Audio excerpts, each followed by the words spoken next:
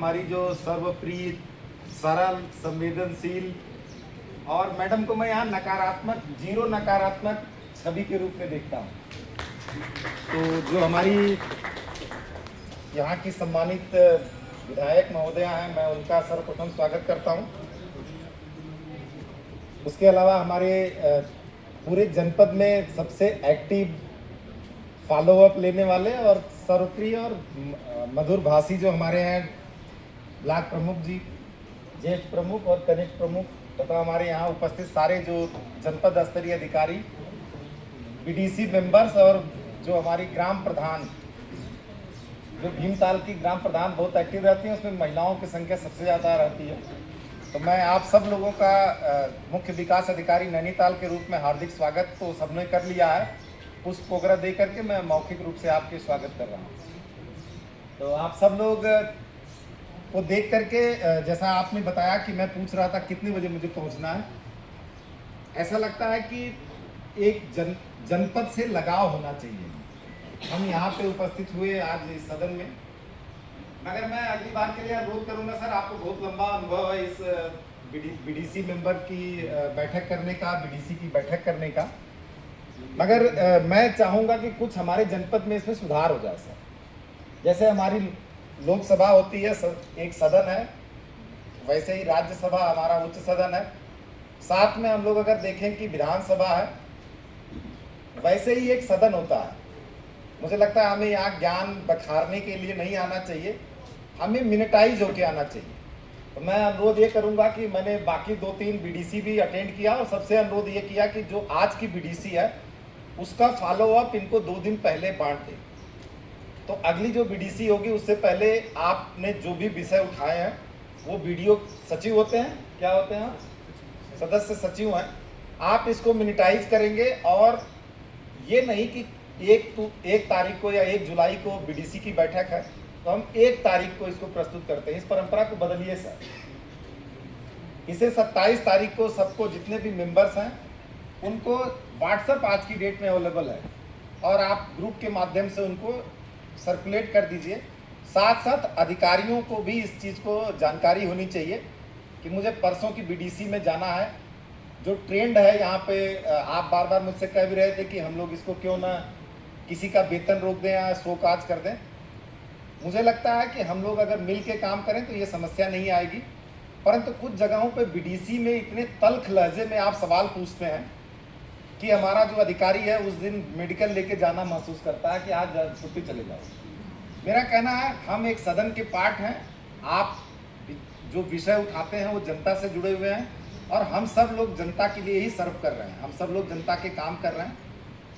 जितना सौहार्दपूर्ण तरीके से आप पूछेंगे, मैं किसी का नाम नहीं लूँगा, कुछ प्रधान जी ने बोला मुझे लिखित में आप दीजिए कि ये कब होगा। लिखित में आपको देने में वो सक्षम अधिकारी नहीं है। उनके कुछ विषय यहाँ से रिलेटेड हैं, कुछ विषय शासन से रिलेटेड हैं, कुछ विषय जिलाधिकारी के अंडर में वो काम करते हैं। जनपद में 2 ही सक्षम प्राधिकारी हैं जो लिख के कुछ आपको दे सकते हैं, वो हैं जिलाधिकारी और सीटीओ। तो लिखित में इस तरह से जब आप बात करते हैं तो वो कहीं ना कहीं नर्वस होता है, उसका मनोबल गिरता है और वो सोचता है अगली बार सिमुलेशन से बचना है तो एक मेडिकल डाल दो। मैं आप सबसे अनुरोध करूंगा कि बीडीसी बैठक को गंभीरता से अधिकारी जरूर लें और उसके लिए 3-4 दिन पहले अपनी एक बैठक कर लीजिए। ब्लॉक लेवल पे जाइए, जितने भी एक्सीएन हैं, मैं सभी की, मैं किसी का नाम नहीं ले रहा हूँ। हमें अभी मैंने यहाँ पे महसूस किया, जब आपसे सवाल पूछा मैंने कि आप उस गांव की विजिट किए, तो आप पलट के पूछते हैं जेई से। ये एक गलत परंपरा है। आप इसकी गंभीरता को लीजिए, इसको अच्छे से समझिए और जब भी कोई बैठक हो, स्पेशली बीडीसी 3 महीने में एक बार आपको फेस करना है यार, उससे क्यों भागना। तो आप 26-25 तारीख में एक बैठक बुला लो ब्लॉक लेवल पे और हर जो पिछली बार विषय उठा है उसको बिंदुवार उसको डिस्कस करिए और नेक्स्ट जो कोई विषय है, किस तरह के विषय आ सकते हैं। खंबे का अगर विषय है, बिजली के पोल का है, ट्रांसफार्मर का है, एसटी लाइन चेंज करने का है, ये आप पहले से अवगत हैं। अगर नहीं है तो जेई और एई के साथ बैठक करिए और अगली बार मुझे लगता है कि हमें जिम्मेदार बन के रिप्लाई करना चाहिए, अपने जेई से और अपने एई को आगे करने की कोशिश नहीं करनी चाहिए। आप एक्सीएन हैं तो यू शुड बी रिस्पॉन्सिबल ना, कि आपको जवाब देना है, यू मस्ट रिप्लाई दैट ना। एक तो ये बात है। तो बीडीसी की मिनिटाइज करना वीडियो साहब आपका काम है, और इसको सबको सर्कुलेट करना, और अगली बीडीसी से 8 दिन पहले मेरे सभी अधिकारियों के व्हाट्सएप पे ये चला जाए, ताकि उन्होंने क्या काम किया। हो सकता है कि उनके पास जिम्मेदारियां इतनी होती हैं, कोटा बाग का सिचुएशन अलग है, बेताल घाट अलग है, हमारा ओखलकांडा अलग है, धारी अलग है, हल्द्वानी अलग सिचुएशन में हम काम करते हैं, जिम्मेदारियां इतनी हैं। एक विषय और भी मैंने नैनीताल में सीडीओ बनने के बाद देखा कि मॉनिटरिंग इतनी है कि आपको काम करने के लिए अवसर नहीं मिलता। तो इसको अपने लेवल पे बैठक करिए, अपने कार्यालय, जो अधीनस्थ कार्यालय है, कभी मत सोचिए कि उसके कमरे में नहीं जाना। मैं सीडीओ हूँ, मैं कई बार अपने जितने भी जूनियर कार्यालय हैं मैं उनमें घूमता हूँ, खड़े खड़े पलट के देखता हूँ क्या कर रहे हैं, उससे पता लगता है कि उसको क्या दिक्कत है, कहीं पे सही कर्मचारी नहीं है तो उनको लाने की, बदलने की ज़रूरत है तो मैं बदल भी देता हूँ। तो एक तो इसका ध्यान रखेंगे। दूसरी बात है, यहाँ अपने विधायक महोदया और हमारे जो ब्लॉक प्रमुख जी हैं उनके समक्ष एक विषय रखूंगा। हमने सीएसआर के माध्यम से, जिला योजना के माध्यम से, एग्रीकल्चर डिपार्टमेंट भी उसका पार्ट है, सोलर डिपार्टमेंट जो हमारा उरेडा है वो भी उसका पार्ट है। हम लोगों ने एक सर्वे कराया मैडम, पूरे जनपद का सर्वे मैंने कराया, जीपीएस मैपिंग कराई है उसकी मैंने, और मैंने लास्ट 10 ईयर के डेटा इकट्ठे किए हैं कि कहाँ पर मैन वर्सेस जो वाइल्ड का कॉन्फ्लिक्ट है, डेथ्स कहाँ पे ज़्यादा हुई और कहाँ पे लोग घायल हुए। विषय क्या है कि हमें ये जानने की ज़रूरत है कि वो कोर एरिया कौन सा है जो जंगल से लगा हुआ गांव है और वहाँ वास्तव में खेती हो रही है। तो यहाँ पे डॉक्टर साहब आप भी हैं, आपके पास एंटी स्नैक्स विनम्स हैं पर्याप्त मात्रा में, किन किन सेंटर पे है उसकी एक तो डिटेल अपने सभी ग्राम प्रधानों से कर लीजिए शेयर, क्योंकि मैंने देखा कि जो हमने डेथ्स निकाला मैडम वो ज़्यादातर स्नैक बाइटिंग के केस थे पूरे नैनीताल में। तो हम उस पर पहले से संवेदनशील रहेंगे। गांव के हर प्रधान को पता होना चाहिए, हमारे बीडीसी मेंबर को पता होना चाहिए, प्रमुख जी को पता होना चाहिए, विधायक महोदया को पता होना चाहिए कि कहां पर लेके भागेगा आदमी अगर कोई घटना घटती है। तो इसकी मैपिंग के आधार पर हम लोगों ने 8 के 8 ब्लॉकों में डीएम सर ने और मुझे उन्होंने इसके लिए नोडल बनाया है कि हमें 8 ब्लॉक में 40 गांव का चयन करना है, हर गांव से 5, मतलब हर ब्लॉक से 5 गांव। उसके लिए कृषि अधिकारी, मुख्य कृषि अधिकारी और डीडीओ साहब, एपीडी मैडम और संबंधित बीडीओ की एक कमेटी बनी है। अभी आप अपने बीडीओ के लेवल पे एक मीटिंग कर लीजिए। मैं आपसे भी रिक्वेस्ट करूंगा कि अपने क्षेत्र में पड़ने वाले ब्लॉक जो बीडीओज हैं उनको बोल दें कि अब हमें 1 सप्ताह में वो लिस्ट चाहिए जहाँ पे वास्तव में कृषि होती है। ये नहीं कि कृषि के नाम पे रिजॉर्ट खुले हैं और आपने उनके हैबिटेट में इंटरवीन किया है और वहाँ अटैक हो रहे हैं। जहाँ वास्तव में खेती हो रही है उन खेतों को बचाना हमारी पहली प्रायोरिटी है। जंगली जानवरों से, सुअर से, बंदर से, उनको बचाने के लिए हम उन 5 गाँवों को पहले सेचुरेट करेंगे। साथ साथ उन गाँवों में भी सोलर लाइट्स देंगे जहाँ जरूरत है।